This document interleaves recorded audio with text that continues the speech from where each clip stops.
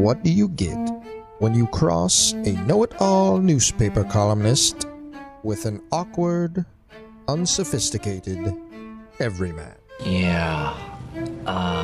Well, I'm just not sure about that right now.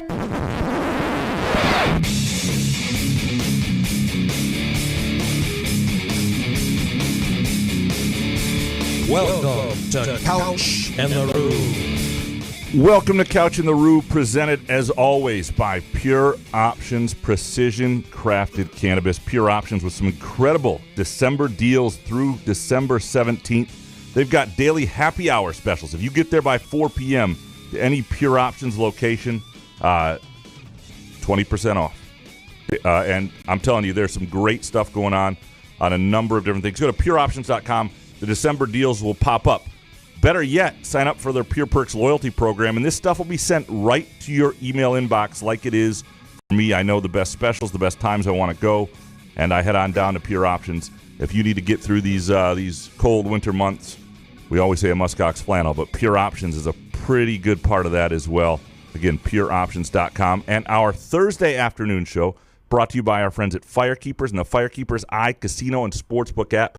Download the games. Bet the games we're betting. Bet your own games, which is probably a better deal. Great football, obviously, this weekend. Some soccer, big time. Lots of soccer matches piling up right now. Lots of money to be made. I'm doing really well in football futures, and at some point we'll get into that because I'm gonna clean up this football season with football futures. I've never done it quite this way before. All on the Firekeepers iCasino and Sportsbook app, and also our Thursday afternoon show. Brought to you by our friends at Front 43 Neighborhood Pub and Cask and Company Kitchen and Bar. That is just north of Frandor, near the East Lansing border on East Saginaw. One of the things they do great, I mean, they're very popular. They get busy now, and they have an unbelievable reservation system at caskandcompany.com. Nobody else does it better. You go to caskandcompany.com. It's very easy to do. So I'll do it sometimes 90 minutes out if I'm taking my full soccer team or softball team there. But if you want a booth, you can write it in, whatever it might be. Reserve your spot and enjoy a date night, watching games, whatever it might be. You will love the vibes. You'll love the menu at Front 43 Neighborhood Pub and Cask and Company Kitchen and Bar. Jason, how you doing, brother? Big night. Fuego, gracias, señor. Vamos, Lions.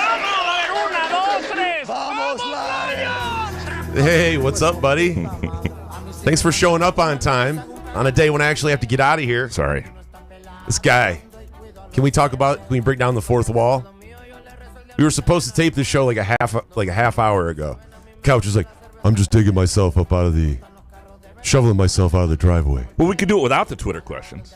I'm just saying. You can't get out there and shovel. I mean, how much snow did you get over there? Well, Are you into like another county? Where you're down the street? Yeah. No, I actually didn't shovel very much. I just basically turned on the car, let it melt at everything, and blasted over the snow. I got everybody's favorite Michigan fan, Jordan. I mean, I'm going to the game tonight, and he's gracious enough, thanks to Ken Wall Steele and his job. He hooks me up with a ticket. Now he's panicking.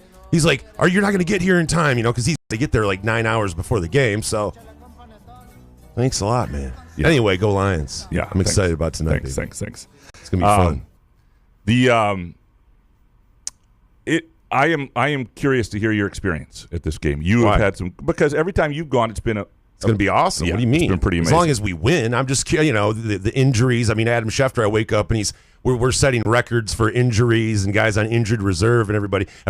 Teams only have like 7 guys that are injured, and our defense is banged up. But next guy up. Before we get into these groovy donut Twitter questions, and it's a really good batch today. I think it's going to be a good show. As we do every day, every end of week show, I should say, what we are betting, presented by Firekeepers and the Firekeepers iCasino and Sportsbook app. And we don't have Harry with us this week, so we'll get into what we're betting. And obviously the Lions game is tonight, so if you're listening to this podcast on a Friday or whatever, this is no longer relevant to you. But are you on the Lions at -3? I'm not on. Listen, I'm on the money line, and I'm sprinkling around. I'm doing some single game parlays. Jahmyr Gibbs, Amon-Ra St. Brown, anytime touchdowns. Lions money line. I don't know. I'm cautious about the injuries. Jordan Love, what he could do to our defense a little bit. I just want to see our defense show up. This is a big game, so I'm taking Lions money line. I'm not touching the 3.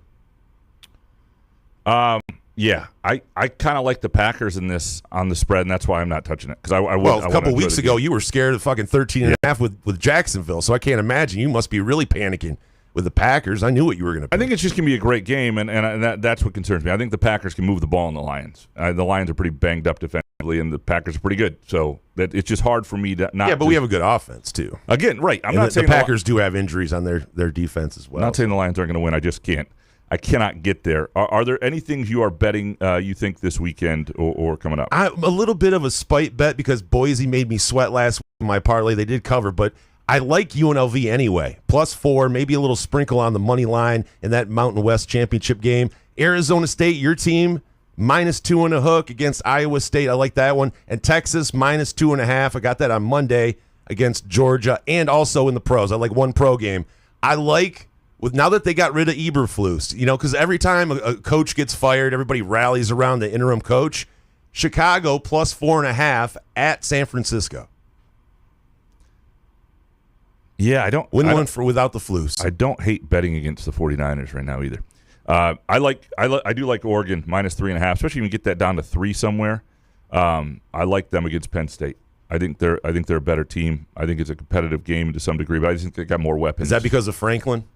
Because I don't know. I kind of like Penn State, but I promised I'm not going to bet with Penn State anymore. I can't do it. No, I think it has a lot to do with they just don't have the weapons on the outside that Oregon does. I don't think they have as much firepower, and so I think this Oregon finds a way to get that done by 7 or so points. But I just think I like the 3.5. I'm not scared off by the hook.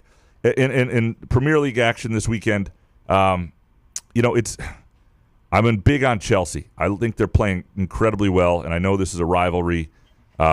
Chelsea is basically, if you can get it like the Asian, I don't want to get in all these lines, but what? Well, there's an Asian handicap that's basically the equivalent of like a half a pick'em and half minus a half. In other words, if you put $100 on Chelsea at -105, and Chelsea I don't want to get. I like Chelsea against Tottenham. Chelsea against Tottenham. What are you talking about? An Asian handicap? Yeah, in soccer. I don't want to get into this. We're not going to do that today because it's going to get complicated. Save this for July. It's like a no. three-part. This is the best way to make money. Soccer, boring ass. It's called an Asian handicap. There should be no American handicaps. American handicaps suck compared to Asian handicaps. Asian handicaps are better. I'm just saying. But I like Chelsea. Are they? Yes, I like Chelsea at Tottenham, and that is and I thought all handicaps were equal. I don't know. Yeah. No, that is probably the one I like the most this weekend. If you want to pile on like a favorites parlay, I like Aston Villa at home on the money line and Liverpool on the money line. Well, I do need to leave by 4, so whenever you're ready. I mean, that is what we're betting this weekend. Handicaps presented by our Firekeepers and the Firekeepers iCasino and Sportsbook app. You can download the app today, or just swing by Dacey's Taproom and Sportsbook and Battle Creek off I-94. Interesting day yesterday, Wednesday, at Michigan State with Jonathan Smith's press conference. Wrote a column off that. He looked like a different dude than he's looked for the last month. Sort of reinvigorated. Got some swagger?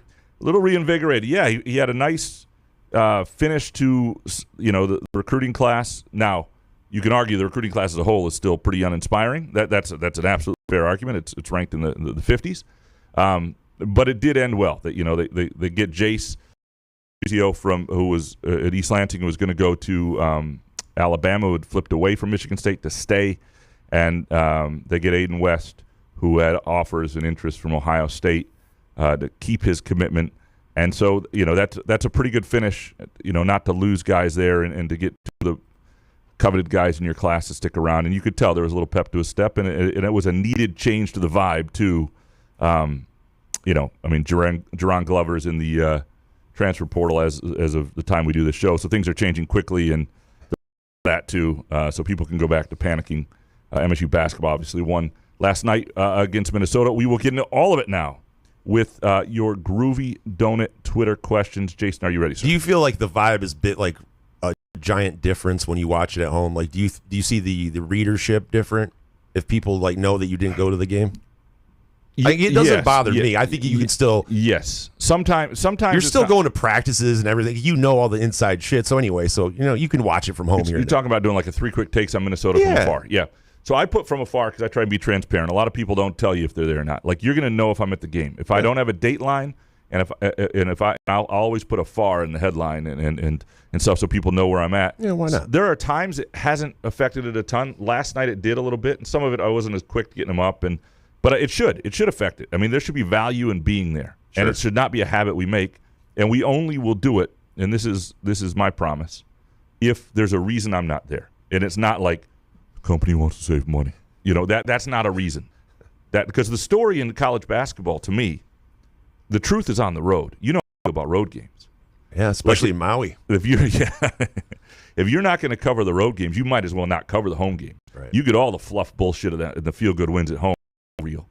So that's why I'll write more subscriber columns and extra columns on the road usually, and more just quick takes at home, because home is less real. And so if you're going to cover a team, to me, you ought to be able to go where the story actually is. And but you had something else to do. I'm saying, like, if it's a one-off, if you did it maybe twice a month, I could understand readership dipping, right? I was just curious. We chose not to go to Illinois football so I could stay in basketball and MSU women's soccer. That was a reason, and a valid reason, so I did that from afar. I needed to be in Maui because I need to be in Maui, so we did the Purdue game from afar. Had to have boots on the ground there. This one, Jonathan Smith may not be in a press conference setting for months. And there were things I wanted to ask him, and we got to, and I think he was somewhat illuminating. And so I wanted to be. Is that smart to do, though, to not hear from him for months? Even though, I mean, even if you don't have to, just to. Well, I don't know. What's he supposed to do? A press conference every week? Just catch up, round table? Yeah, what are you guys doing? Maybe Old school. Maybe he'll do that. George Perla style. Is that what Perlis did? I don't know. When you were 8, were you hanging out? Was that Ebling would tell the us? Lansing Country Club? Yeah. So anyway, but yeah, if it's ever, we're just not going to make this trip to save money, you won't get quick takes from me. I'll just take the day off. That's what a threat. Yeah, sorry. Threaten us. Yeah, well, maybe we should fix that in post, because I don't need my Jesus. bosses here. Good start. Yeah. All right, you ready? Yeah. All right, Eric Schultz up first. Yes or no? Does MSU football have the NIL to compete at the level that's expected? And you can't answer this by referencing when things change to in-house, and that'll do just to increase the total amount of money going to players across the sport. NIL isn't going away, Couch. This is going to be unsatisfying, Eric, as most answers to you are. But I don't know. And I'm just going to be honest with you. If I was certain they did, I would tell you. If I didn't think they did, I would tell you. Could it go either way? It could go either way. And the reason I say that is I have heard at times that they had the 10 to 15 million or whatever it was going to take to finance the roster. But there are a couple components, and the reason I say I don't know. One is I do believe that they have enough money to probably retain the guys they want to retain and go after a certain degree of transfer. But your biggest dreams, what that costs? What Michigan just paid for Bryce Underwood? Now, I'm not saying you should always do that, and I'm not saying you need that kind of money even to compete at the highest level. But I just don't know. I don't know underneath the hood, so to speak, exactly what they have and exactly what they're able to do to go after guys if they really want to. And I don't think it's dire by any means. It's like a Purdue situation, and you ought to be able to build to some degree with what I believe they have. But at the level that is expected, do they have it? I don't know. What are you doing back there? What? Nothing. Eric Schultz, last season you told us the basketball payroll was $3 million. Any idea what it is for football? I would guess it's south of 15 million. 3.5. Yeah, it's a lot more than that. Oh. Yeah, it's a lot more than that. I would think. Now that's across. There are if you look at the Sparta, which is the other collective, which is actually a better way to do a collective. It's donor driven. You say where you want the money to go. They sponsor a number of other sports. I think they have like five MSU football players as well, and it's tax deductible and a lot of things like that.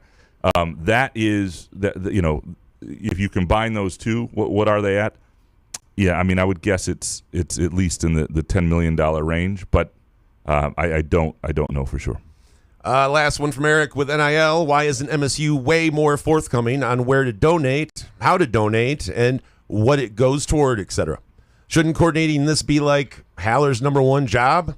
I get it's not directly funded via the athletic department, but don't act like they can't work arm in arm.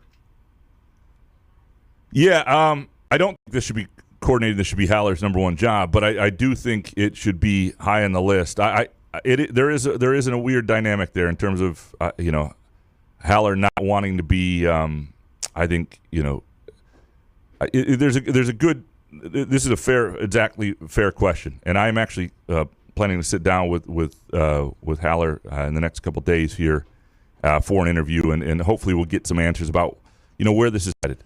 I don't think. The way collectives are set up, I don't think you can finance a team with small regular fan donations. I just don't think there's enough, and you have to be able, to tell a player, for example, we're going to pay you this when you're counting on donations, and then if you talk to people who are in fundraising, a lot of them don't actually show up. That's a dangerous thing. But I do think that people need to feel more part of it, even if they're not, if that makes any sense. Even if your donation really is and I also think I do wonder for the Greg Williams of the world and those guys, if they see a robust energy from the fan base, even if it's pennies relative to what they're able to give, if that doesn't encourage them. And maybe I'm wrong on this. So I do think there needs to be, just a little more communication, because some people tell you it's very easy. They have a website, SpartyNIL.com. It's there. Some people are unaware that was the NIL collective. I think that's been out there pretty good for a while now. But if it's not reaching people, it's not reaching people. And if people want to donate and they don't know where to donate, then that's an issue. Then that needs to be considered. Because frankly, if you want to give your money to something, MSU should have lots of ways for you to know how to do it. Hey, when you speak to Haller, will you ask him one Matt C question? Like if Matt C submits one? Or he'll submit 5. You pick one. I maybe. Hey, this is from Matt C. Alan. We'll take one from today. There's one about me carrying water, I think, for Alan. So maybe I'll ask him that. That would be awesome. I'd read that. Dominic, if the sky ever were falling, Graham, would you tell us? From the show account. Yes, but you would spin it first. Yeah, I would only tell you just to tell you to get out of the way. No, if you mean from like MSU, I would argue this. I would argue that I have told you the sky was falling previously, and I would go back to the end of the D'Antonio era, because I just remember every single week for a couple seasons. I was just about to tweet that out. No, writing. You were about to writing columns that were like, what is going on here in 2019? What is the plan? What are they going to do? This doesn't work. Where's the long? This isn't going to end well. I mean, I got sick of it. It was like every week it was like, this is another D'Antonio column, and I'm sure he got sick of it too. I did think the sky was if not falling, it was, it was raining pretty hard, and I was writing that, and so of course I would tell you, 100%, and I would definitely tell you, Dominic. I would text you separately and just let you know. Do you feel reassured, Dominic? Dominic, how come every time Jack interviews Angelique, I feel like I need to take a 2-hour shower and say 20 Hail Marys? Jesus, it's like Couch and Quinn on a yacht sharing a pineapple margarita with 2 straws. Stay on point. That was Quinn was in Maui. We actually did that last week. You sat on each other's lap, huh? Yeah, something like that. Oh. Yeah. No, I've not listened to the Jack Angelique interview, but I can picture it right now. You haven't? Imagine it. I have not. Oh. Yeah. Next one from Dominic. Why did anyone ever doubt Jackson Kohler? My loyalty and faith from day one is finally starting to bear some fruit.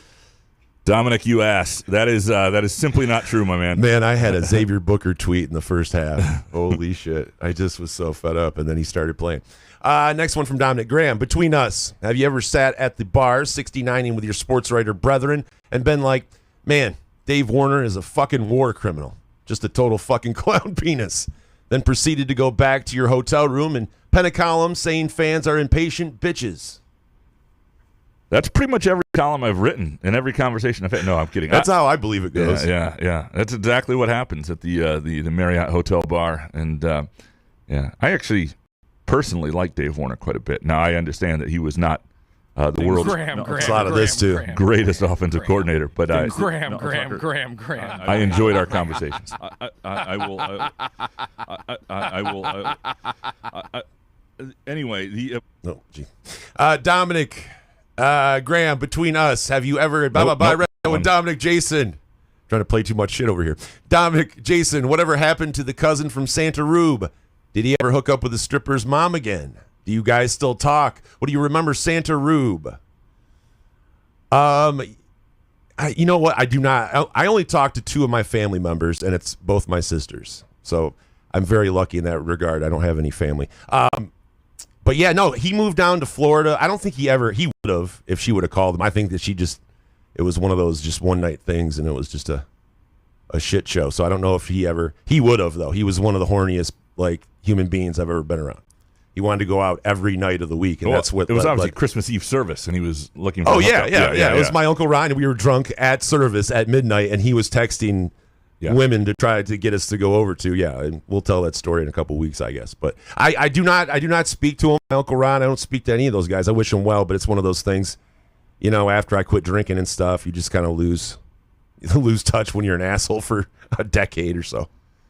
That is, as always, a story we're telling, presented by our friends at Midtown Brewing Company in downtown Lansing. Cozy, spacious vibe, fantastic menu, and the American Stout, which this time of year is just a perfect beer and choice. Again, Midtown Brewing on Facebook is a great way to see what their latest trivia schedule is and specials and other things like that as well. Moneybag, how much effort do you expect MSU to put into NIL on top of revenue sharing?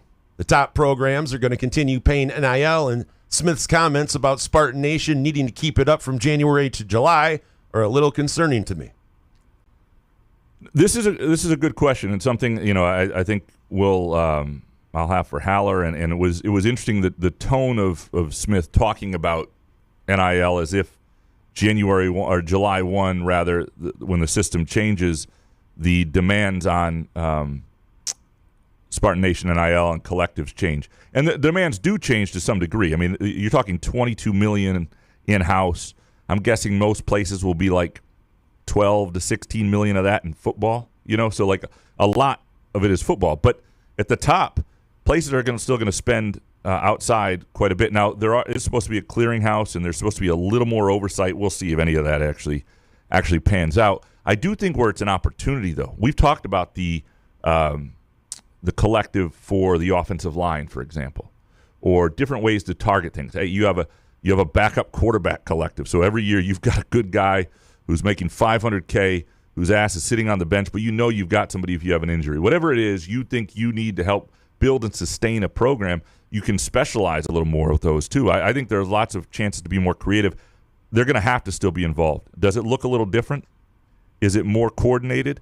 Whatever it might be, I think these are all fair questions. I think there are also things that they're in the process of figuring out right now. They need to still be engaged, because if you don't have a collective that's active, you'll fall behind. You'll be able to. I think what going in-house does for you is it gives you a baseline, and it'll help some schools like the Purdue's of the world, which will struggle to get to that $22 million, but will have to. And because they'll be there, and because they'll be funding football to that point, will be able to be better than they've been, and won't have the problems where you've got a former coach saying they only had $400,000 in NIL when he took over 2 years ago. That's dismal, right? And so those schools will be really helped by it. But places like MSU, if they want to move ahead of the baseline, if they want to be in that upper tier of the Big Ten, upper third of the Big Ten, then they're going to have robust collectives, even outside of or robust mechanisms that are paying players. I don't know what it's going to necessarily look like. I don't know that collectives are the long-term answer. We'll see. I don't know that it's sustainable. I think there is some donor fatigue there, and I think that's outside of Michigan State too.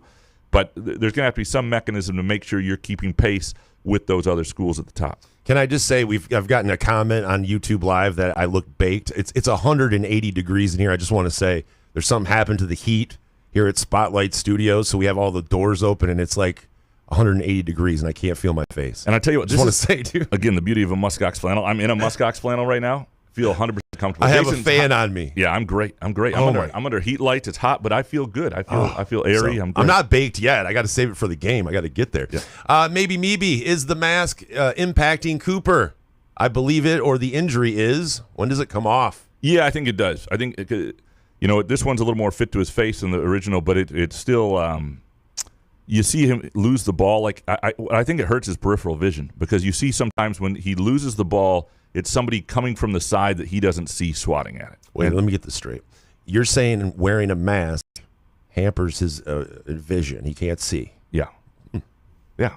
I think you might be right. Yeah. So I think you might be right. I do think it. But see, it's either way with those things. If he played well with it on, Like, didn't Rashid keep it on for like a whole playoff thing? It was Rip, right? Yeah. Sorry. Yeah, well, Rip kept it on for years. Rip word forever, Yeah. right? And So then- it goes either way with those guys. If you suck with it on, you're like, oh, I got to get rid of it. Yeah, no, and that's a good point. It's I and the forgot thing Rip about word all the time. the problem with Cooper too is he keeps getting hit in it too. Like, I was talking to him about it because it's not even that he gets hit in the nose every time. You know, that when you've broken your nose, it's so bad.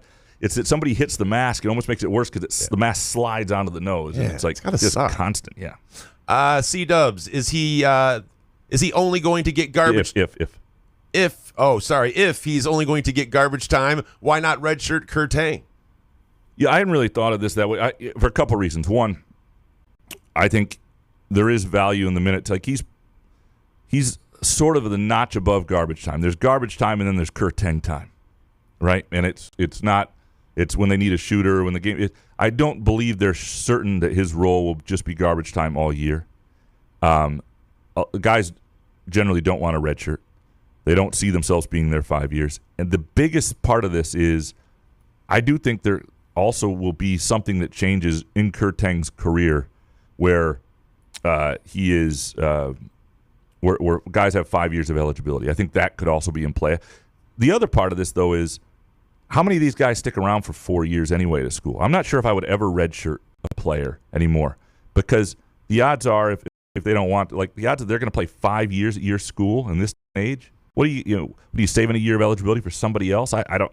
Not that Kurtang's thinking about leaving, but I'm just saying, like, it's all part of it. And I also think they see him as having value to this team this year, and so they don't want to redshirt. C-Dubs, will you have Dominic on to give his formal apology to the Kohler family for the disrespect? Yeah, I don't think that was an apology today. What do you say? How big should the apology be?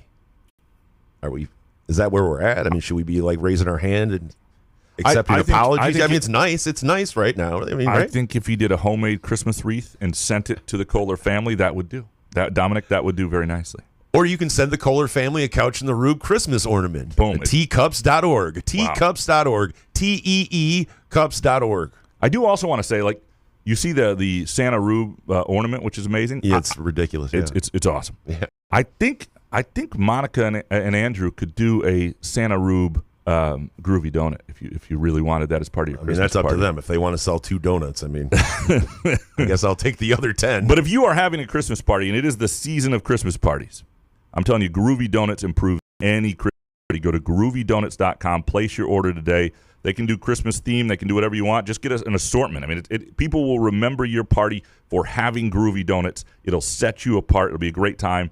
And if you get extra, this is what I would do. I would get like 6 to 12 extra. Hide them. You don't need to share them with all your guests. And then you've got those for later as well. We get some for the ladies at the Ovid Post Office for helping us out during the holidays and everything. It's the only time they actually crack a smile. You're not allowed to ask them how their day's going.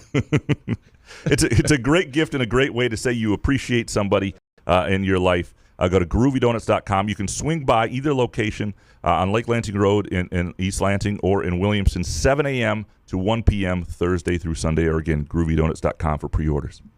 C-Dubs, why does Spartan Stadium not have ledges in the troughs? Where am I supposed to put my beer when taking a leak? I hadn't thought about that. That's a good point. A trough should have a ledge. But these are old troughs. You should be able to do it with one hand. How big is your mule, man? You need 2 hands? Jesus F. Yeah. I mean, congrats, I guess, but I'm a little worried. I guess I'm throwing myself out there by saying I can do it all one-handed. I'm a little worried if they do some upgrades here to Spartan Stadium that they're going to lose the troughs. I hope that's never a thing. Oh, my God. Where will you pee next to someone so closely and stare at their mule while they pee? Yeah, these are the questions. You're just going to have to go to a rest stop. Anyway, David Jackson, do MSU's several positive signing day surprises show that the sky is not falling after all, that maybe coaches know what they're doing? And should someone mention to Smith that a well-regarded lineman from Northwestern has entered the portal, and the kid happens to be from Fenton? Why don't they hire David Jackson? He's on this. You can organize it. They know who's available. They've been one of the things Smith said yesterday, and I think this has been an advantage to, unlike a year ago where it was a fire drill when you start, right? And last year the calendar was even worse for these guys because last year signing day was 3 weeks later, and in some way that's better. Because if you're a coaching change, it's really hard. But but you also had the portal opening up. You're trying to hire a staff, like everything that was happening. And this year they've been able to really do the work on the front end. I mean, I think that if you're going to be successful in the portal, when a kid jumps in the transfer portal, that can't be the first time you've heard of a kid, right? You've got to do your homework on this, and that's a big part of being a successful organization. So to the question, the several signing day surprises show the sky's not falling. I don't think the sky was falling beforehand. I think it was not a promising season, and I think there was reason to be a little concerned, and they needed to prove some things to you. But the sky fell over, not falling. Yeah, the sky falling is like fell off a ladder, like a 5-foot ladder. There you go. go. Oh shit, that's not great. Didn't really break anything, right? But you're just like, okay, next time. Scraped your knee, yeah. But I do think this changed the vibes, and it shows how easily they can be changed, right? I mean, that's something to keep in mind. All it took was two guys who had offers from Alabama and Ohio State to say they'd rather be at Michigan State, and all of a sudden everybody's like, oh, maybe this isn't the end. Next one from David. Would there be a measurable financial impact on the LSJ revenue if, in fact, MSU football was 6-6 every year going forward, as was recently advocated by an unnamed journalist? I am certain that Todd Schultz's open and obvious disdain for MSU sports cost subscriptions. That's LSJ's goal. I do think, first of all, I think Todd Schultz was a fearless columnist. I think he was really good at certain things. I do think he was a little hard on MSU at times, but there were a lot of things to be hard on MSU going on. Do we miss Todd Schultz, though? I mean, it wasn't like he was doing Los Monterez level shit where I'd have to go back and look. Yeah, I mean, he was tough. He was tough. But was he? I mean, if he was doing it, In fact, John L. Smith, and I wasn't around back then, would not take questions from the Lansing State Journal. He called it the Daily Bugle. And they used to have other people have to answer the Lansing State Journal's questions. Bring back Todd Schultz. Yeah. It would be. What's Todd doing? Let's go. It would be interesting to see his take on things. Listen, it would not be great for the LSJ if MSU football was perpetually 6-6. It would not be great. It is better when there are ebbs and flows and definitely highs, because when people are excited, you're right, they are engaged and they do pay for things, and that is you need an engaged fan base. Now, if you have really good basketball, you can get by with 6-6 football. What you can't have is a basketball program that's like a 10 seed every year in the NCAA tournament, and a football team that's a 6-6 every year, and that happens for like half a decade. That's not great for us. Next one from David. How surprising was it that MSU was able to jail sex Minnesota on the road while getting only a nominal contribution from the team's most skilled player, Jace Richardson? Not that surprising, because Jace Richardson didn't play against Carolina, and Michigan State was really good out of the gate and had a number of contributors, and that was a much better team than Minnesota. So, one of the things Michigan State has, and I think Jace Richardson is incredibly important to their season, and he's incredibly important against better teams, right? Because one of the things I wrote in the quick takes about was when I watch this MSU team, because they do have real depth, not just playing a lot of guys, like really good depth, and a number of guys who can score different ways and different matchups, different nights are going to be different guys' day, although you're starting to be able to count on Cohen Carr to make a real difference in certain things like that. When they play lesser teams, I do think this is a team that is going to be hard to upset, because they can overwhelm you, and they have a lot of different guys that can get you. I think when they play good teams, when they play the upper tier of the Big Ten, I think even Saturday, I think Nebraska's been off to a decent start here. Guys like Jace Richardson become more important in close games when you need buckets, when you're not able to run somebody out. When you can't shoot 50% from three. Right. So, incredibly important player. I think a much more important player in really competitive games. Because when they play like they did last night, shoot 50% from three and rebound the way they did, right? Well, and that's how you win games. They've been rebounding well, and I do think that but they were dominant on the boards last night. I do. I know you couldn't see from your couch there. It was tricky. The small TV your wife makes you watch in the corner. Well, I had the big Mexican soccer on the big TV. There's some bets. Santa Lagunas, by the way, is worth a bet as we move forward in Liga MX. David, does the Minnesota game make MSU look matchup proof? No, you cannot be matchup proof after a Minnesota game. What Michigan State is an interesting team with matchups because they have so many different types of guys, and they're all competing for roles still, and I think that helps. That's going to help them not have the letdown games, because they're competing within the team right now to be, every day in and day out. It's not like last year where guys just knew their role and knew what they were going to do. This year, I mean, if you have a bad couple games and somebody else off the bench has a good couple games, Your starting job could be gone. Your key minutes down the stretch could be gone. Like all that stuff is keeping them on their toes. I think they have a number of interesting matchups. I think the challenge for them is going to be the favorable matchup is different in different games for them. And recognizing that. And I think Izzo and his staff have done a pretty good job of that this year in pushing the right button, so to speak. But that will get interesting as games continue to get tougher and you get in the slog of the Big Ten season and all that stuff. But matchup proof is when you can go 1 through 5 with a lineup and there is no chance of a week. You can guard everything and you can always find a bucket. And this team is not that. Andrew Gauthier next. What's MSU Hoops ceiling this year? The last stretch has me reevaluating. Yeah, I don't think we know yet. I think it's promising the way they played. If the football season was not promising, this has been promising, right? If we're using the word promising for everything. The hell are you drinking? It's better than back patience. I'm just having some. I'm sorry. I'll turn it off. It's hot as hell. I'm trying to stay hydrated. So it's all good. It's all good. You know, parched over here. Yeah, it's all good. Well, is this? I guess I would ask you this: is the ceiling like what you expected from Michigan State changed?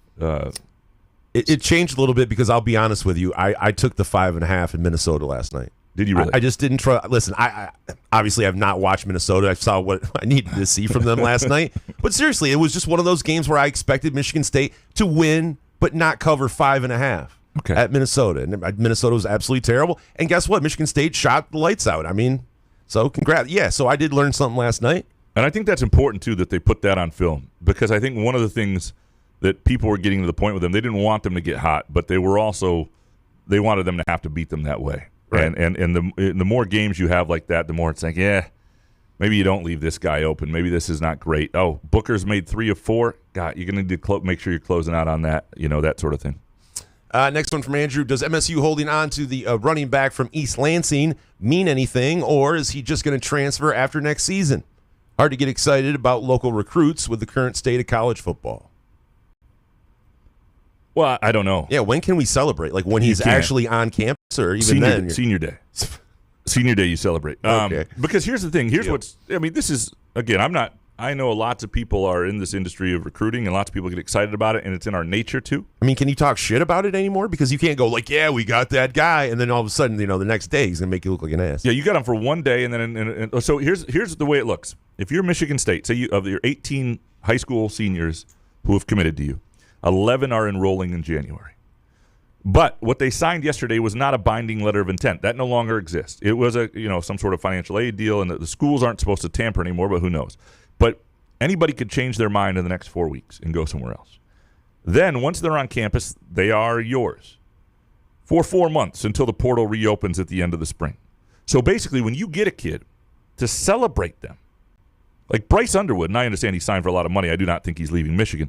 But his only commitment to Michigan is like through, April, and there might be financial terms in his NIL deal. And I do not think he's leaving. I'm just saying any recruit is basically yours for 4 months, yours for one season at a time. And it should be hard to enjoy. I think was a good sign that a kid like him, like I've written a column about this. Most guys from East Lansing do not stay home. Guys from Lansing area do, but not East Lansing. Not kids right in the backyard of Michigan State.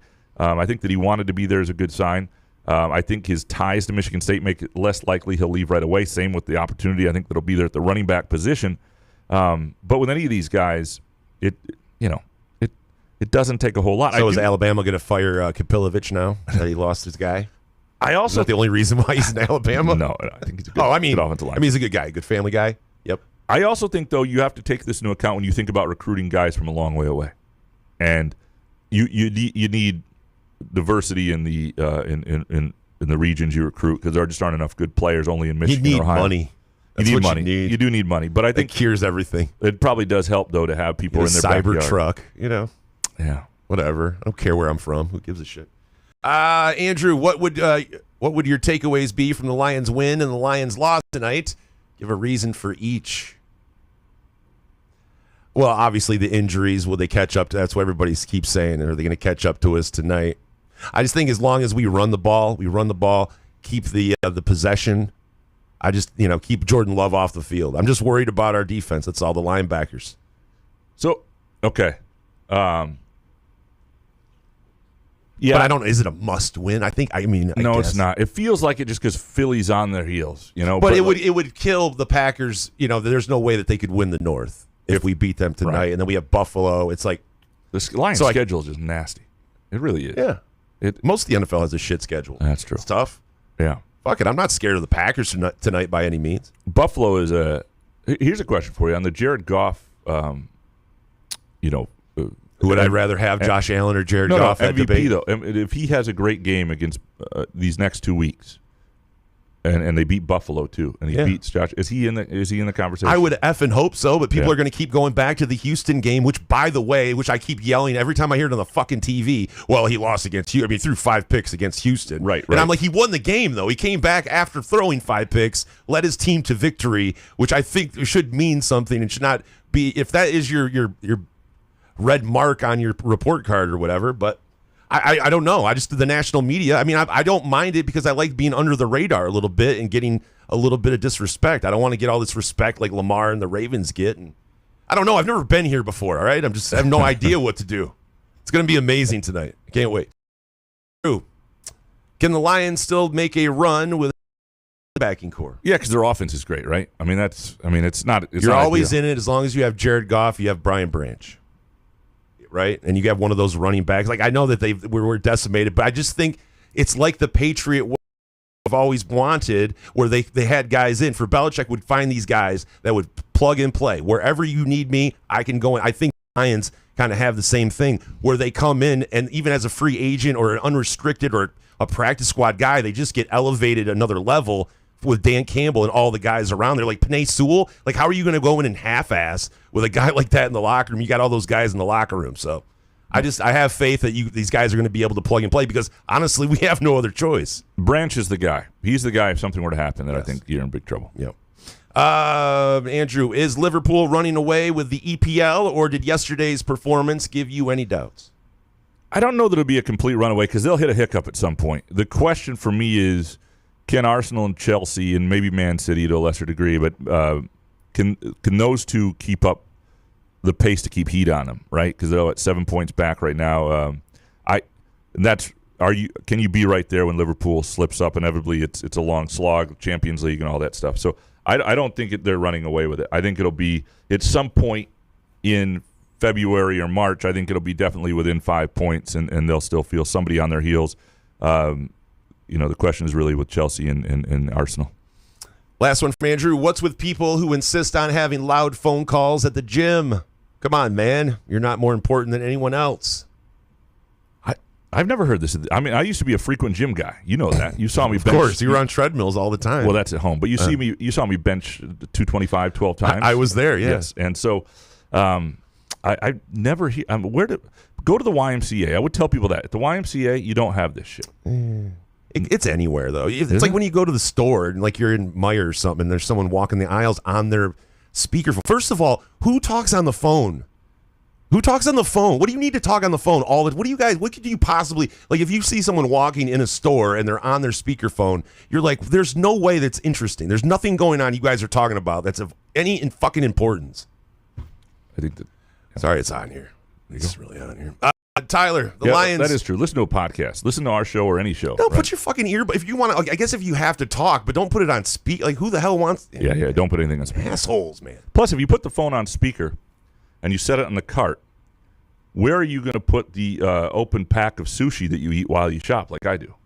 Like you have to leave room for that. I don't have room for the cell phone on the cart. When you're on the treadmill as much as you have to just constantly eat, constantly carb load. Yeah. Tyler, the Lions have more guys on injured reserve than Jason has milligrams, but 100,000 armed men couldn't stop me from smashing -3. I mean, I love your confidence, Tyler. How many? I'm with you. I think I had money line. But how many MGs of pure options would it take for you to bet the Packers tonight? Zero, because it's going to just take you. I mean, the what do other you way. mean? Like I'd have to take. Yeah. I mean, I'd dose myself, give myself like 100, and then I would just sit and cry in the pavilion somewhere. I mean, what fun would that be? And then I have -3. Yeah, no, or +3. Packers, no.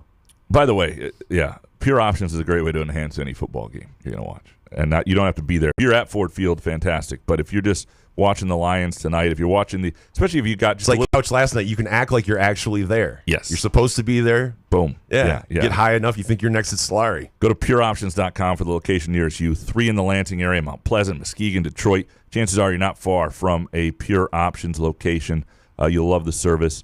They'll talk you through any questions you might have, whether you're a flower guy, an edible guy, whatever it might be. Pureoptions.com. Gulugi next. 981 episodes. That's wildly impressive. How are you guys going to mark the occasion of your 1,000th episode? Well, the first thing we'll have to do is decide if we want to do our real 1,000th episode or the labeled 1,000th episode. You know, we could have multiple 1,000th episodes. Because, so here's the story. At some point, we got off by about 13 episodes. Here's the thing. I used to be an alcoholic. And when I would label these, I was probably... We're not even sure it was your fault. We think it might have been Alex Heward. Oh, well, okay. I can take the blame from young Alex. It's fine. We're not sure who it was. But at one point, we got off by 13 about that. And so our 1,000th show will actually be like our 987th. So maybe we'll do 1,000th and then 1,013th show celebration. That would make sense. And that would be on par. I mean, that should be how the show should celebrate it. Yes, 100%. Because it's not actually right. Yes, yeah. How to explain the name of the show. Dan Campbell Tears next. Will Ryan Day be fired if they lose in the college playoff? He's got to win the Natty, right? I'm not into the firing these guys, but losing 4 in a row to Michigan, having this Michigan team, and then what they're doing NIL-wise with Underwood. I mean, you got to give me a name because I don't have one, but I could see why wouldn't you want to get rid of Ryan Day if he doesn't win the Natty? So here's the challenge, and I'm not saying they shouldn't because you got to think long term.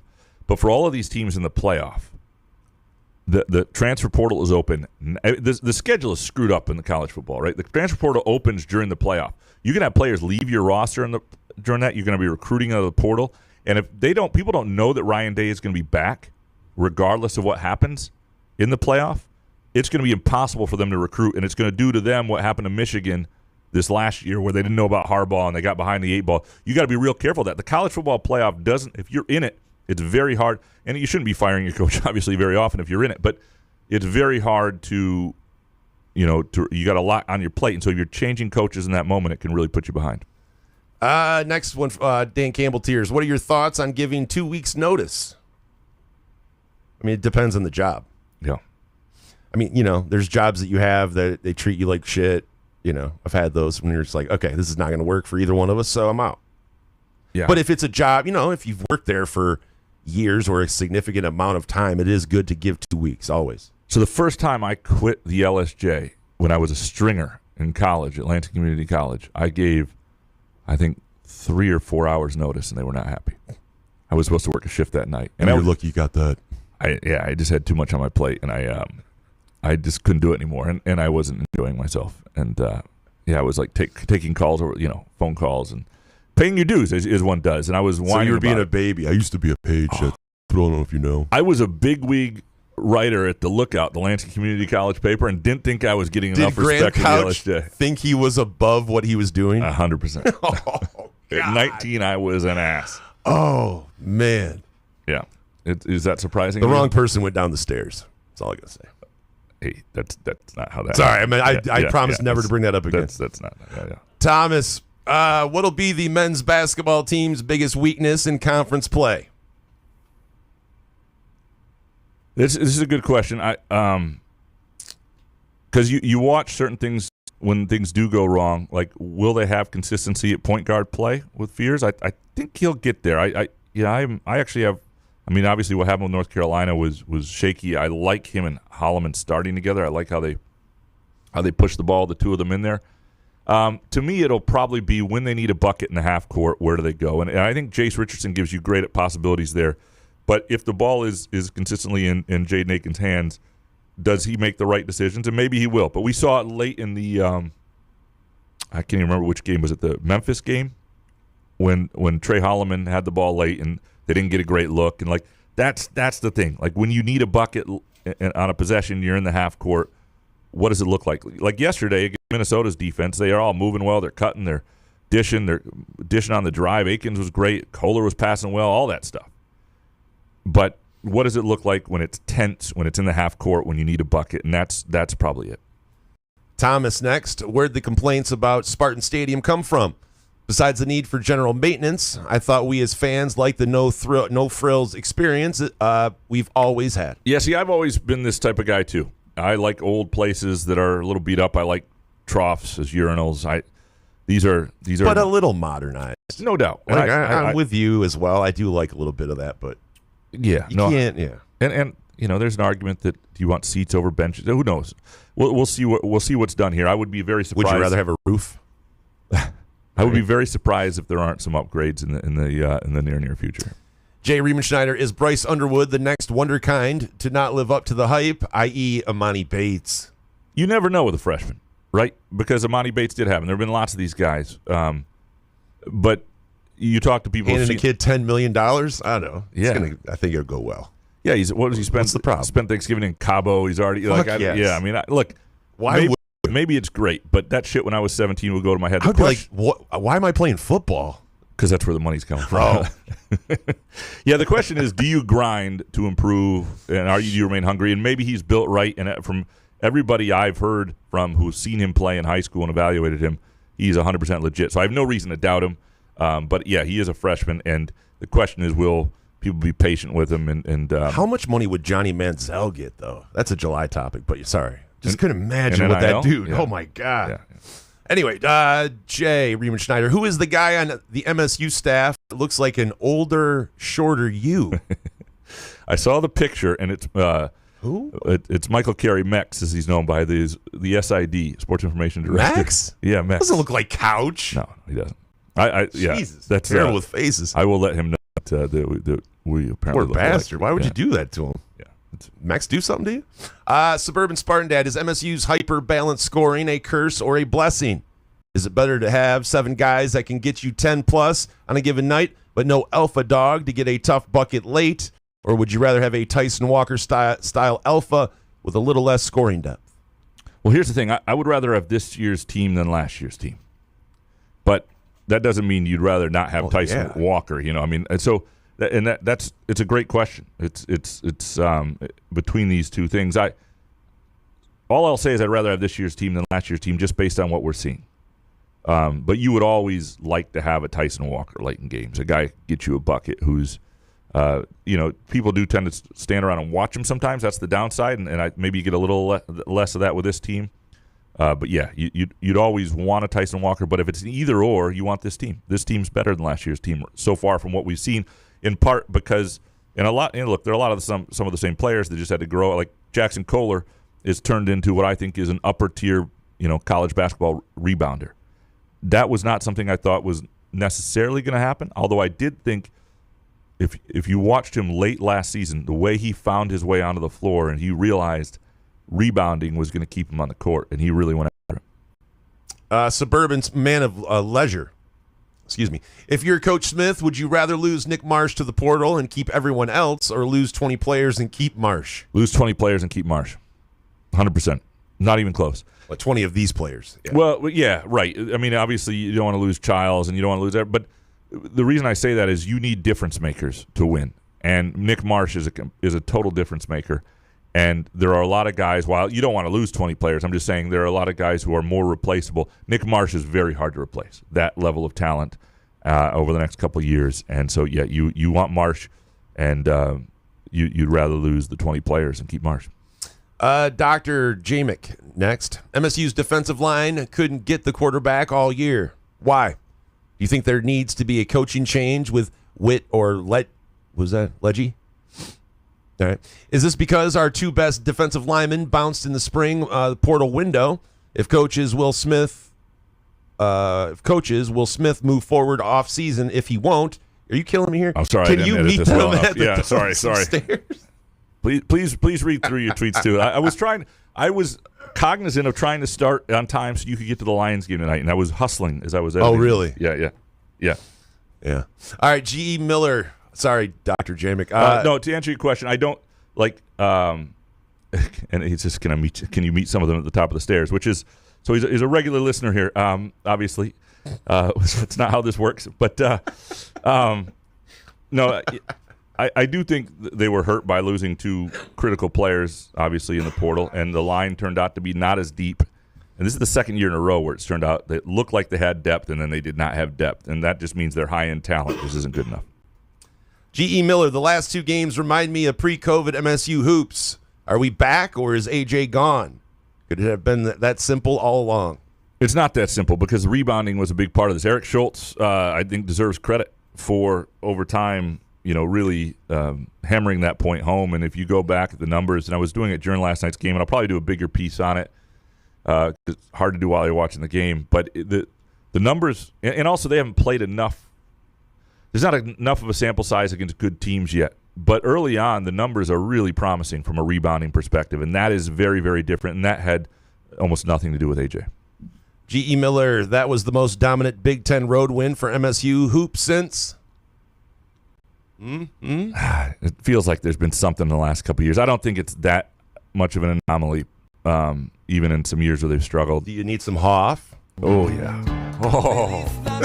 Woo! Oh, my God, dude. Couch just popped a rat over there. By the way, Dominic posted a picture of you, and you were eating. I have never seen you so happy. Eating, That's right. What the fuck were you eating? It made me laugh so I'm hard. eating onion soup in Paris. It's French onion soup. I have seen you. Fantastic. I watched you eat a burger in the middle. It was like, what was that? In a fritter with a fritter bun, and I did not see you that excited. Yeah. Unbelievable.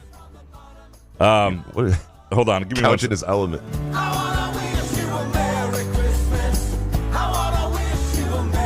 I got to get to the game, man. I just like this song. Evelyn's got to interview League again. Woo!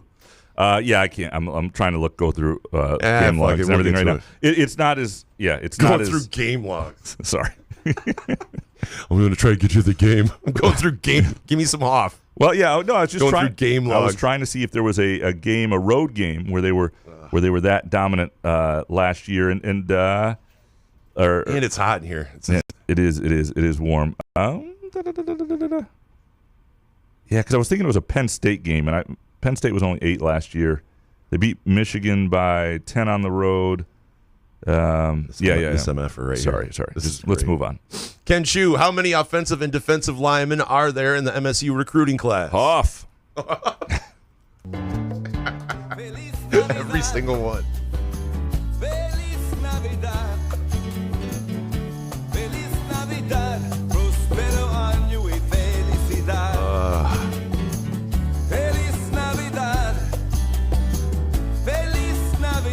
All right, let me make sure I have this right. I mean, we could do this. If we can just get out of here. No, don't do that. Don't do that. Don't do that. I just want to make sure I have this. Sorry, I should have had this looked up. I should have had this looked up. It's hot as shit in here. Yeah. Got a Lions game to go to. All right. So you got what?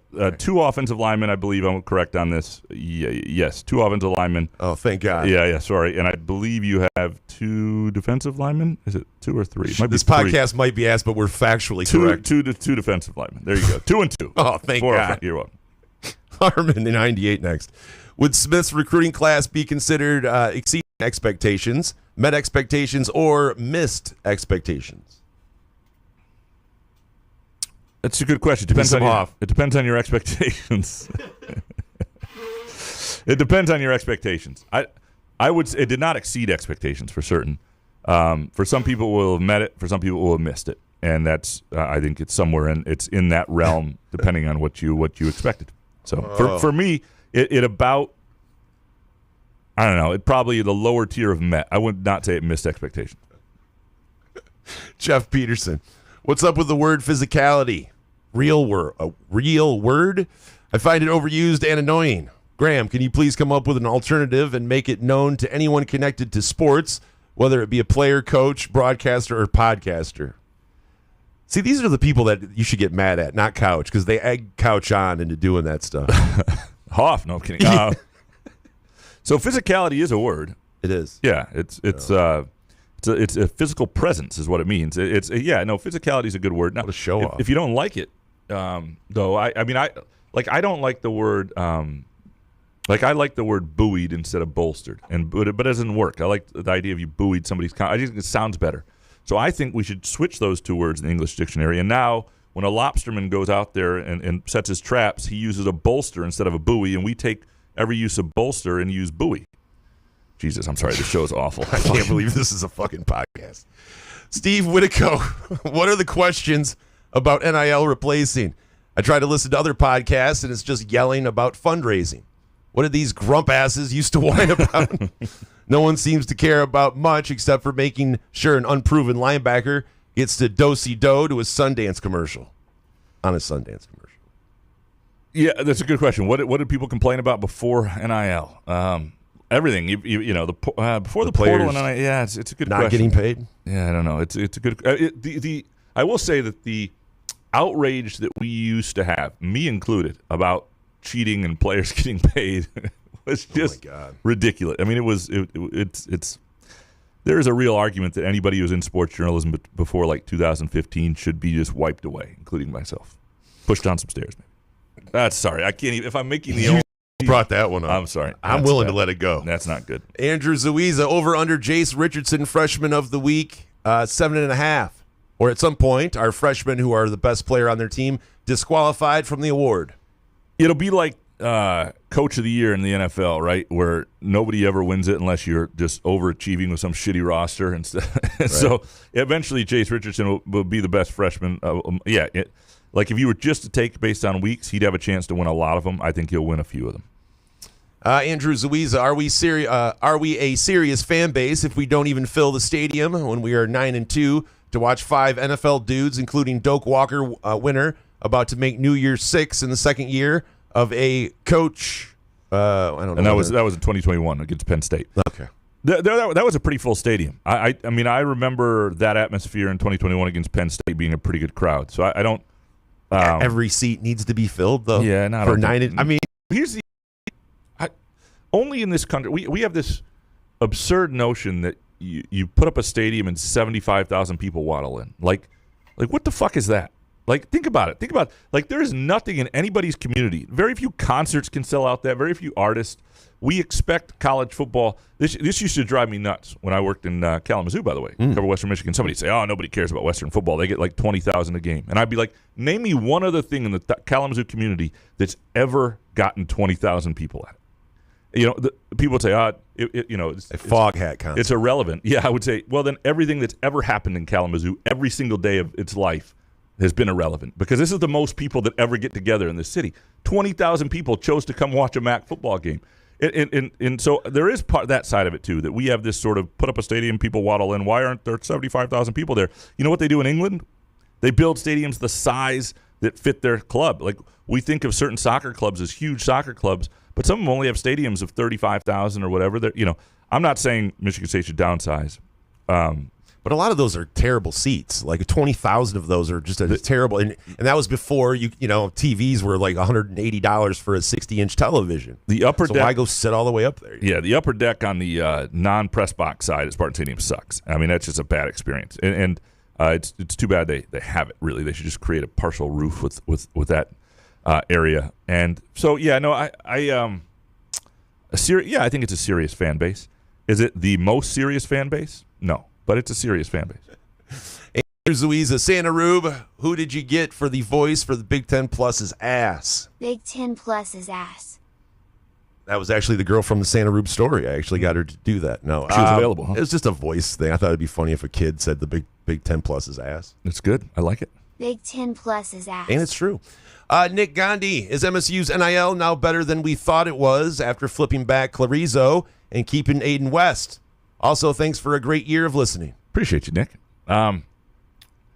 It depends what you thought it was. I do think there was some trepidation, and part of this is on MSU and on the collective for not making it sound like things were okay. Like this is, and part of this is on what happened after the Iowa game or heading into the Iowa game a year ago, or more than a year, 13 months ago, whatever it was, 14 months ago. Because when the major NIL collective, with a lot of the same people involved, by the way, they changed the branding, and it's technically Greg Williams' deal, but this is a lot of the same folks. When they pull out and stop, and stop making payments, and there's a thought: is there a lack of there's obviously a lack of trust. Is there enough money? Is there frustration there? And I think there was. All the questions are valid. That created the questions that exist. It's nothing anybody else did. And because of that, I think MSU should be better at sort of saying, hey, this is where things are.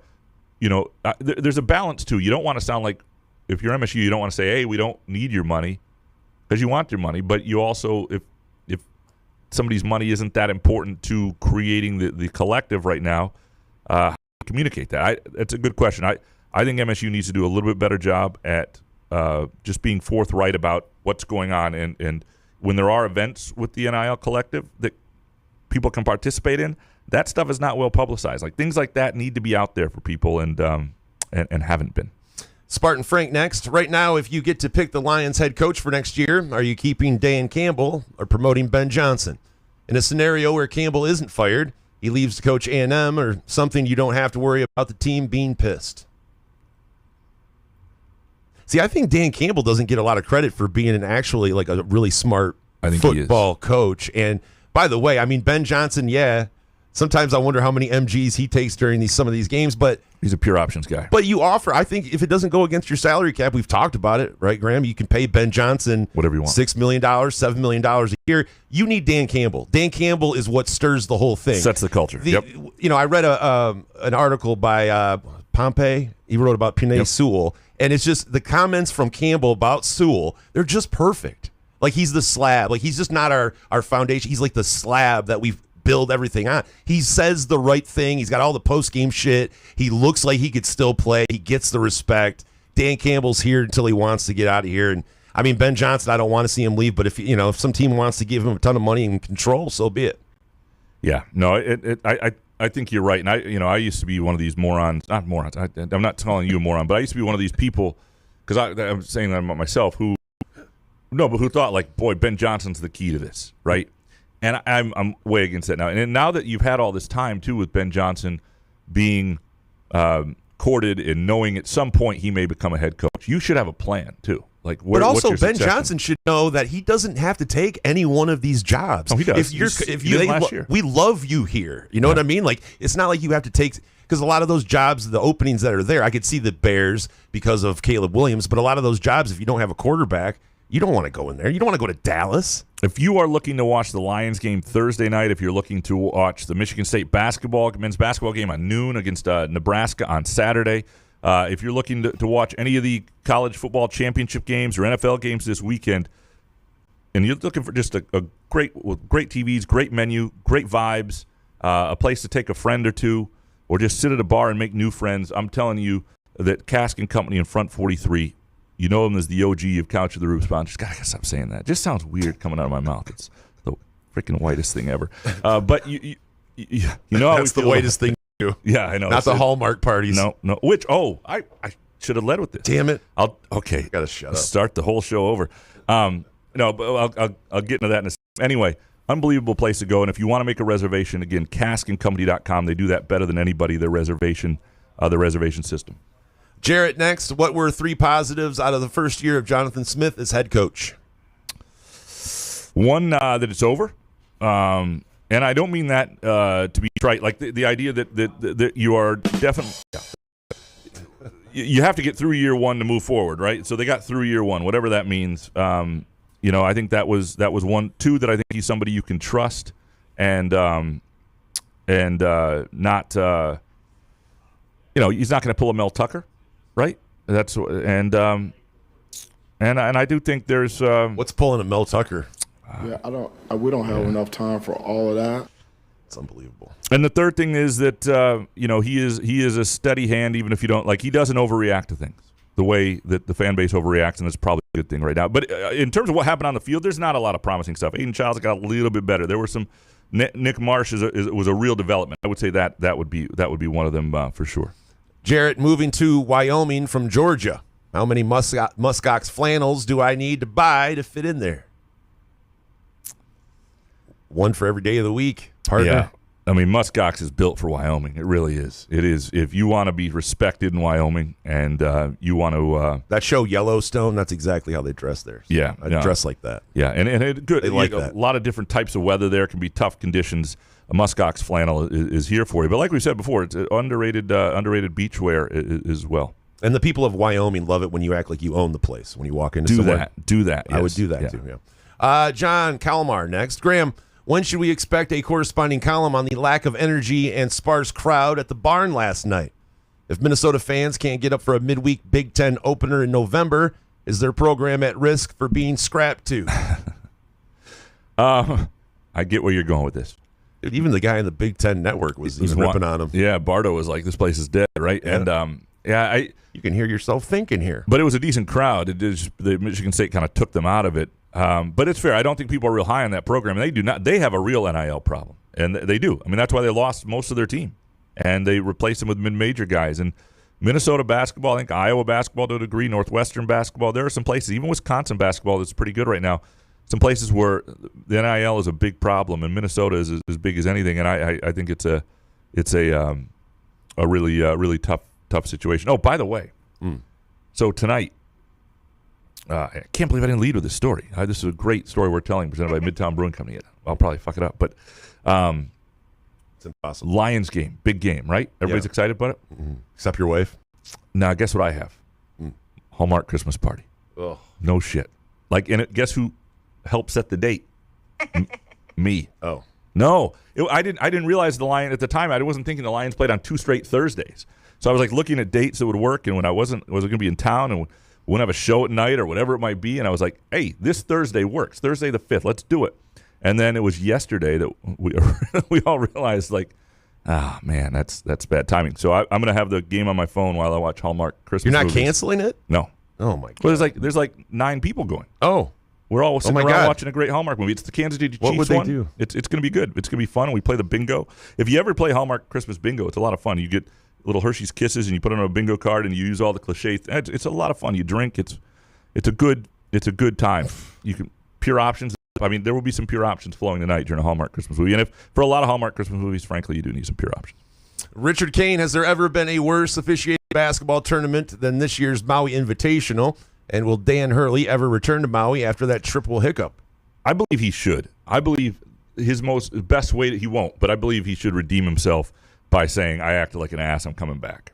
Because that'd be the way he's sort of self-deprecating and people sort of because right now the way I look at Dan Hurley is like, that guy's what a jackass. Right now that's my perception of him. Great coach, asshole. Did he do that last night? Did he go crazy? I watched a little bit of the game. I didn't see any sideline antics. So. Yeah, I don't know, but it was embarrassing. But yeah, he's got to stop doing that. And lots of coaches go berserk. Like Izzo has many berserk moments, and he's been ripped for some of them and all sorts of things. But that's flailing around and being dramatic. In November in Maui, I don't think I've ever seen anything like what. Izzo deserves a tack here and there, but that is like Hurley does. Is kind of, you got to throw that dude out. It's too much, and then the whine about the tournament, like this great. Right. I mean, it's an asshole. Richard Kane, Graham, what was the reaction from Haller, Ishbia, and St. Andre when you presented your 75-slide PowerPoint, bolstered by a surfeit of data, explaining your O-line NIL plan? Not there yet, but when I do, and hopefully I've written it a couple times. Hopefully they're seeing it and they understand that's the direction the program should go. Richard Kane, any book you can recommend documenting D'Antonio year, and if not, why aren't you writing it? We need a Spartan Seasons 3. Yeah. Before I attempt to write another book, that's not going to happen while we're doing this show. So that would be why. I can't imagine. It's just one too many shows would things. never get on. Yeah. Can you imagine that? Yeah, no, it's I'm a little packed up here. Either that or I wouldn't be doing the LSJ anymore. One of the 40-minute podcast. Richard, some dude couch, can you please be sure to inform us the exact moment that we are allowed to get horny over recruits? Right now, dude. Go for it. It's tough. Now, I would say this. You can do as you would like to do. I mean, please remember they're teenagers. But what? Anyway, but people should do as they want to do. If they want to be excited about recruiting, they should be excited about recruiting. it comes with this caution that you're more likely to get your heart broken now than ever before if you really get into somebody who's committed or pledged or whatever you want to call it or signed. But I do think when somebody part of the reason that college sports are what they are is because of the common bonds fans have with recruits, and especially people who went to a school, and the idea that a recruit chooses your school. He chooses you. It's a way people feel about somebody when they do that. One of the things Miles Bridges had going for him for a long time before some other stuff made him fall out of favor was when he got, in the middle of a lot of stuff happening at Michigan State, he stood at the Sparty statue when he could have gone to the NBA mid lottery pick and said, I choose another year. I choose you. And that really endeared him to people. So I don't think there's anything wrong with feeling good when somebody chooses you. Did anyone see that Khalil Mullings post-game interview where he said Ohio State had to be more mature and learn how to lose? Jesus, I was laughing at that fuck. Couch, you're not going to let us readers and listeners down, right? You're going to do the stomping story, right? Be our hero. We want that more than any bra bet. I want justice. I don't want to see Couch half naked. I already did. And by the way, he's talking about the pool video in Maui. I'm not hanging out with some dude half naked. That would be a different story. That was earlier. Yeah, you hit record. That's why you look so relaxed. I don't know. I know people want the Mullings thing. Maybe there's a way to dig in at some point I and reached do out something. to him. I did reach out to him. Yeah. Several different platforms. But I would love his reaction. Look, I mean, there's no doubt, and at some point this needs to be more stated for the record that the Big Ten was cowardly in this. Michigan State got a little pushed around, and Michigan, put up their nose and acted like he was a hero, and that was bullshit, right? That's not what happened. So that should be a little more on the record at some point, and so maybe we can find a way in. Travis Maynard, MSU players have clearly been missing shots on purpose in hopes of staying in the game. Cohen goes bananas, scoring 7 straight. Booker snarling after another made 3, subbed. Meh. Who needs rhythm, and why make Minnesota adjust to you, right? Make it make sense, Graham. And from Chris K. Why does Izzo take guys out of the game after making great plays? Carr's sequence in the first half was incredible. So Carr had been in for a little while at that point, though, and it wasn't, Don't coach my team. So there are 2 responses to this. One, I agree with you to a degree. There have been times, and I've written this, and I've had conversations with Izzo where he hasn't been real happy with me, where I thought, boy, and I remember Ohio State game on the road years ago where I just thought, if you leave the starters in for another minute and a half here, you're going to make this lead something they can't catch. And instead, he subbed, and the thing fell apart before it. And so he does that to his detriment sometimes. And a lot of that's predetermined at times. But the idea of a coach is not to leave a guy out there until he starts making mistakes and he's shitty and you've made 2 or 3 mistakes. It's to understand how long a guy has and guys to give it everything they have while they're out there. I'm not saying there aren't some times where it's frustrating or he makes the wrong move there. But the other thing is you never want their level to dip. What are you waiting for? 2 misses? Playing basketball at that pace, at that intensity is really hard.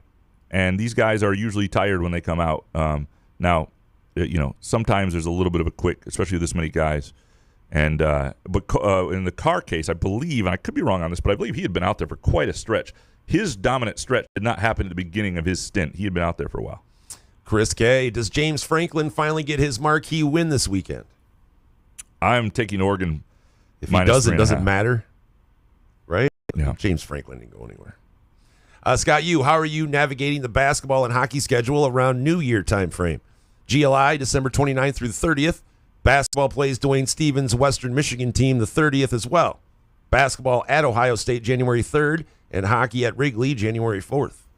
It's a lot of stuff. I usually don't cover the GLI. Maybe I'll go.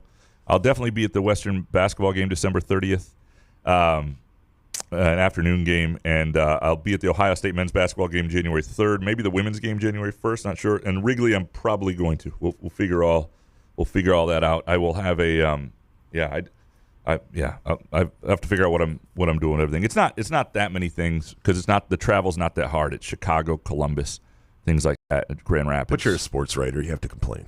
You do. That's what you guys do. You do complain. I mean, that's sort of what we do. Yeah. Scott, how do guys like Cade McNamara and Parker Fox play college sports for 8 years? Seriously, eligibility never runs out. I have to think that Tommy Schuster is back next year if this is allowed. Yeah, no, there's only a few guys, and it has to do with injury waivers and all that stuff back in the. I mean, it's. I like how Cade is just like opening He's it back up again. Yeah, like, thanks, Iowa, for everything. He'll lead that shit fest. He'll lead a MAC school at some point. Yeah, I don't. It's like, dude, for a guy who won it, the guy won a Big Ten title at one point as a quarterback. Yeah. Original Dark Mantonio, more impactful win for Michigan. 2021 finally getting over the hump of Ohio State and winning the Big Ten. 2022 finally winning in Columbus. 23 winning again, which led to Ohio State not getting into the college football playoff and winning the title. Or this year, a 20-point dog on the road where nobody gave them any chance at all. I don't know. What's the biggest win for you from all those Michigan games? Michigan-Ohio State wins. I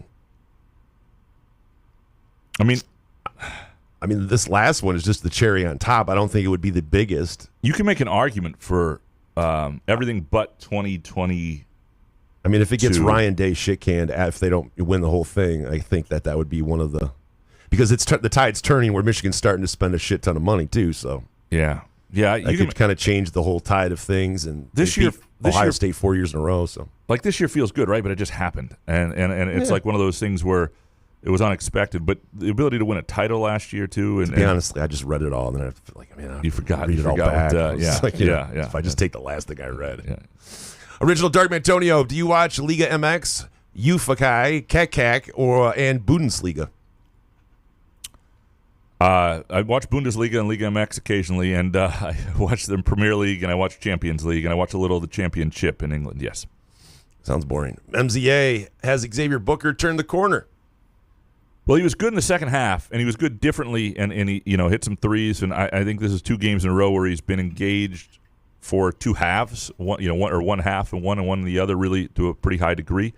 So I think that is promising. They've got to get consistency out of him. His stretch when he first came in was not very good. He had another stint where he got pushed around, but he was part of that unit that came in when Michigan State had taken control and then really lost control, and part of that was on him. So he's got to be consistent. But I think turned a corner is he's rounding a corner, if that makes sense. I don't know if that makes sense. MZA, what did you think of the signings that Smith made?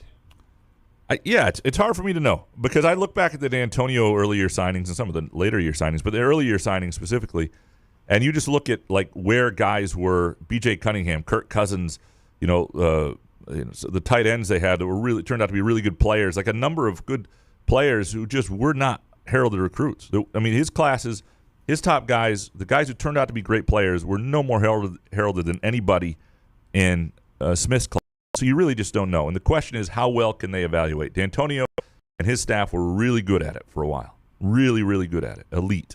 And is Smith and company there? And we'll find out. MZA, should MSU basketball be ranked on Monday? I don't care because I won't acknowledge the ranking. And I don't know. I would think so.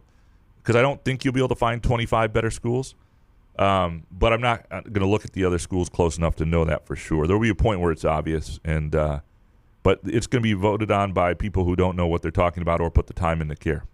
DMB, should the NCAA ban flag planting? I mean, couldn't you find the players if you do it? People are really upset about this. I don't know. I don't have this issue with it. Can we not pepper spray?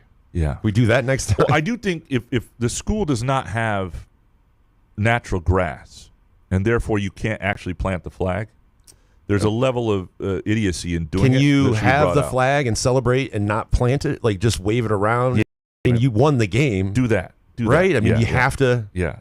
I don't know. I feel like if you plant a flag on an artificial turf, people should be able to make fun of your institution for being a bunch of idiots. Yeah, right. I guess. Yeah. DMB, why does Solari have so much hate in his heart?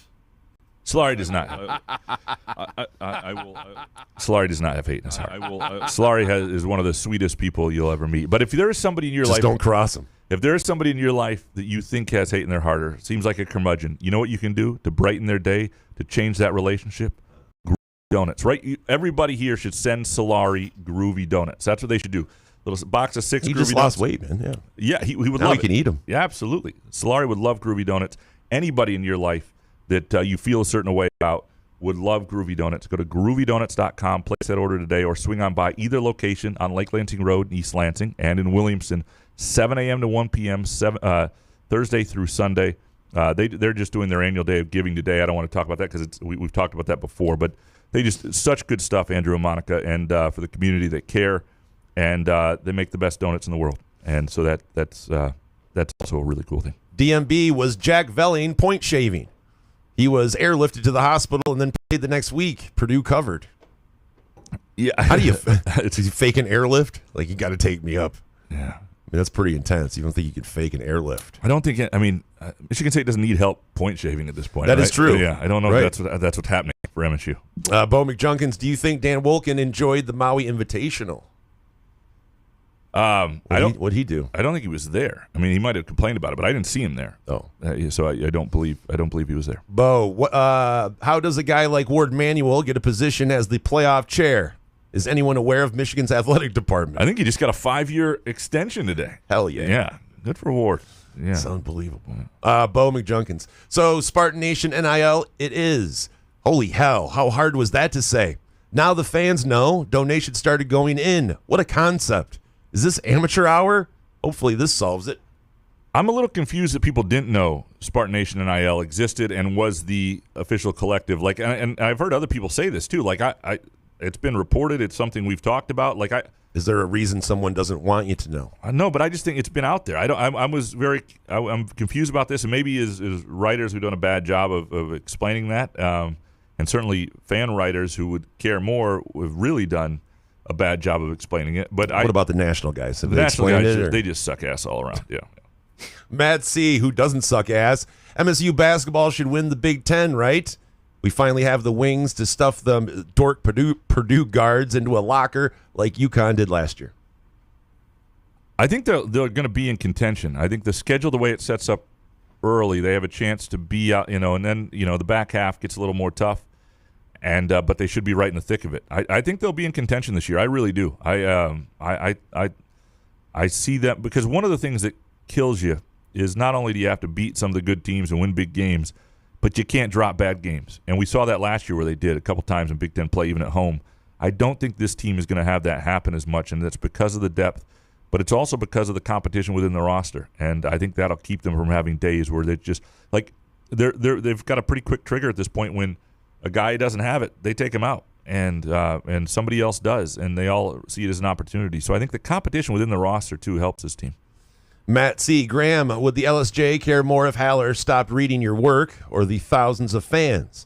Assuming it's the latter, does it really make sense to carry water for Haller and alienate fans? I guess trolling does drive clicks, though. So when I look at the page view metrics, I have one metric for everybody else and one for Haller. And if he didn't read it, well, screw everybody else. I'm just that's it. Yeah, I'll ask him when I sit down. Ask him that Matt C. question. Yeah, right there. Read that one to him. Yes, there you go. Fart Soup, is there any way to make NIL agreements an enforceable contract, or is that somehow not allowed? I just don't understand how that's not a thing in that case. In that case, I'll give Couch $1 million to keep writing crackpot football quick takes. But wait, I just decided not to pay him. Yeah. I think would you write whatever take someone wanted for $1 million? Yes. You quit the LSJ, and then I would quit. Although $1.8 million is really my price when you start to look at like how long if I had Larry Ellison money, I would just do that. That's how bored. Yeah, I can be bought, but $1.8 million is the price. Yeah. So I mean, that's just for anybody out there. $1.8 million is it. No, I do think you're going to see more and more agreements that are, buyouts and binding, and you get the money. I mean, I think they're going to get more complex as time goes on. And more lawyers. Well, but they should, because no pro sport. If this is pro sports, no pro sport operates like this. Can you imagine if this January, Cade Cunningham was like, there's a little break. You know what? I'm gonna go play for somebody else. I'm gonna see what they do that now. They barely play. Yeah, but it's under contract. It's yeah. Great. Well, okay. Let's please go play somewhere else. We can watch you play. Let's change this. Jared Goff offseason decides transfer portal. What about it? I'm just saying that's the equivalent. Don't talk like that. What's wrong? Sorry. It's stupid now. Fart Soup, Jason, which of these would get your mule going the most? The Lions Super Bowl win, the Tigers World Series win, MSU Natty in football, MSU Natty in basketball, the Little Buff Boys of Brighton win the Premier League. Is that a real team? There's Brighton. They're not the little buff boys. It's just Brighton as a team. They're Brighton. It's on the south coast of England. Yeah. I love fart soup. It's the Lions Super Bowl. It's easy. Absolutely. Without a doubt. I really want to. Mule will get full staff. I want the Lions to win a Super Bowl for a lot of reasons. One, I grew up rooting like crazy. The last time. You can celebrate. It's fine. No, I threw a chair when they didn't win on Labor Day weekend when I was 15, right? Like you can come back on. I've been invested for a long I time. know you're dead inside. I taped over some of my mom's most precious videos of me and my sister when we were young children with Barry Sanders highlights when I was trying to capture it on VHS in the 90s. You know, like I didn't know DVDs were coming. I didn't know YouTube was coming. I thought this is the only way to preserve it because I knew, like when I was a kid growing up, that my dad used to hate that I didn't know who Jim Brown was or Gale Sayers was. And I always thought, if I have a kid, that little shit's going to know Barry Sanders is better, whatever running back that he likes. So I'm going to tape all these games. And I would tape over important games that my mom and sister, or my sister and I, that my mom had wanted. Anyway, that's a story almost worth telling, presented by Midtown Brewing Company. But I want busting out all the classics. He knows I have to leave, and it's hot as fuck in here. I want the Lions to win for a lot of reasons. One of the reasons is the show that we do after the Super Bowl with you, the MGs, the Pure Options flowing.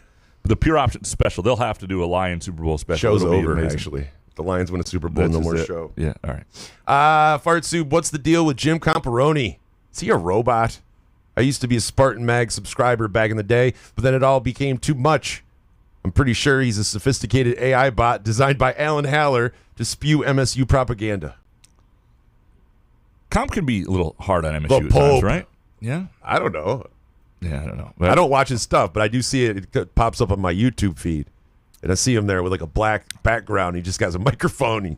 I do want to hand Comp a Pure Options edible every time I see him. I do. I like He Comp. is wired. I like Comp. Comp is wired. It's interesting because like he's on the road quite a bit, but like he never hangs with us on the road. Like it's never. Wow, fuck.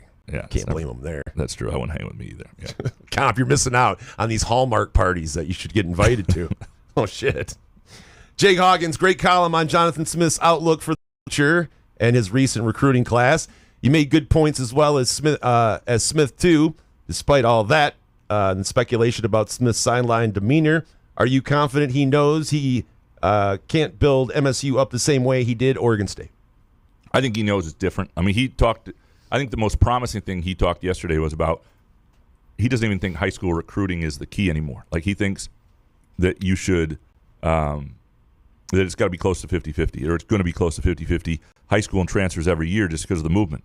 And that's very different than the way coaches like him used to talk. Like it was like, you build through the high school, you supplement in the portal. So, I mean, I think he gets it. It's a whole different world. Jake Hawkins, on a scale of 1 to 10, how much do you think Alan Haller realizes that his career as MSU's AD will live or die with his decision to hire Jonathan Smith as head football coach, despite all the success with his other successful coaching hires in non-revenue sports? Yes, that's 10 out of 10. He knows it. I mean, he talked about this will be the last coach he hires in a lot of ways. Like he gets it. The only reason I would say less than 10 is there are other factors that could, if.